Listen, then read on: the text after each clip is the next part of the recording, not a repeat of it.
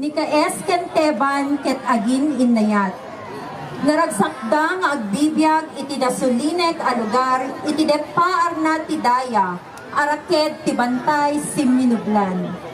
Nadanda iti bubugtong nga anak a pinalaganan da iti kaes teban. Napilit da daytoy anagan tamamati da nga intet ti Diyos ti biyag na ket mangituloy ti pulida ti kakaisuna nga anak da. Gapu iti kinalaing ken kinasaririt ni Esteban na iya dayo isuna ti pamilya tapno agbasa tinapili na a kurso. Naayat met dagiti kalugaranda nga isut tinanikarkararag ken kuana tapno piya ken baligi ti mangsalukog ken Esteban. Iti saan unay anabayag, nagturpos ni Esteban akas maysa a marino. Kabayatan ti panagayayam ken panagtugtugaw da, tinaiduma-duma akayo, adda natin apuraw akasla balitok. Napanunutan da nga ipadamag tinatakwatan da, ket anyan aragsak dagiti kabaryoan da. No kasanot ragsak dagiti kalugaran na namindwa ti ragsak ti dati nga ubing ket itan naan-anayen a barok. Saan pulos ang napanunot ni Esteban nga ti panagsublina ket ditoy na anay mutektekan ti kinaragsak dagiti kabaryoan na. Iliwen na ti panagala ti itlog ti abuos amay samet ten a pagbiyagan dagiti kalugaran na. Rinambakan da ti pinagsangpet ti papategda a Esteban. Ket napagsasaritaan da nga Estebanan ti panaganda ti baryo da nga kayat nasawen lugar ni Esteban. Ditoy tinamangunayan na ana panaganan ti lugar akas Estebanan.